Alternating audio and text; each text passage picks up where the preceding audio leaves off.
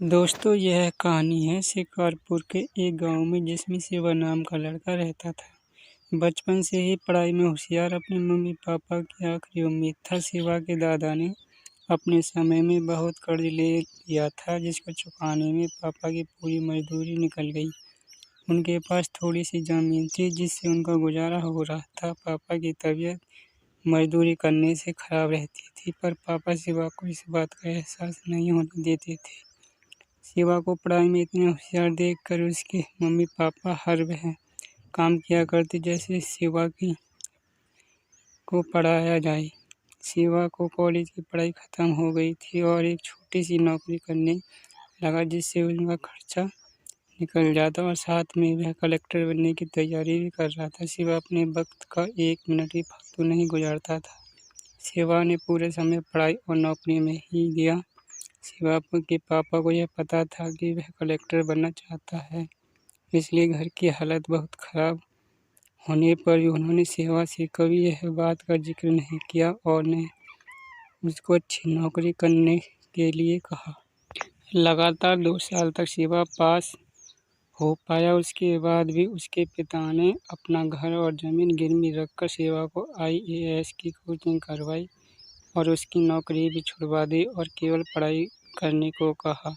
शिवा के पापा हमेशा उससे कहा करते, बेटा खेत और घर दोबारा आ जाएंगे, पर कलेक्टर बनना दोबारा नहीं जा सकता। आज पूरे साल पढ़ाई करने के बाद शिवा का रिजल्ट आ गया, जिससे वह अच्छे नंबरों से निकल गया था।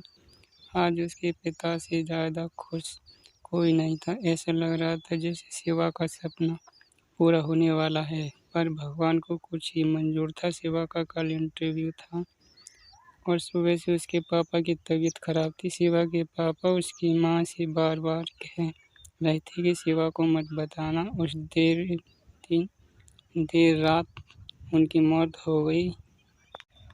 अब एक माँ जिसकी गोद में उसका पति गुजर गया, वह अपने दर्द को भला अपने बेटे की जिंदगी के बारे में सोच रही थी। माँ ने पड़ोसियों तक को इस बात का एहसास नहीं होने दिया कि उसका पति अब नहीं रहा।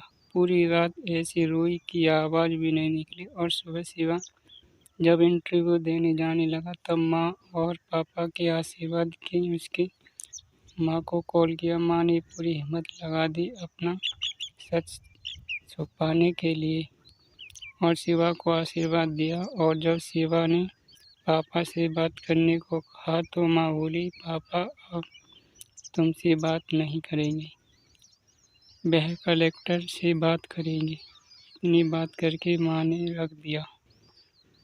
शिवा का जब इंटरव्यू हो गया तब उसे बताया कि उसके पिता की तबीयत खराब है, उसको तुरंत घर जाना है। शिवा को एक पल लगा अपने पिता की हालत समझने में।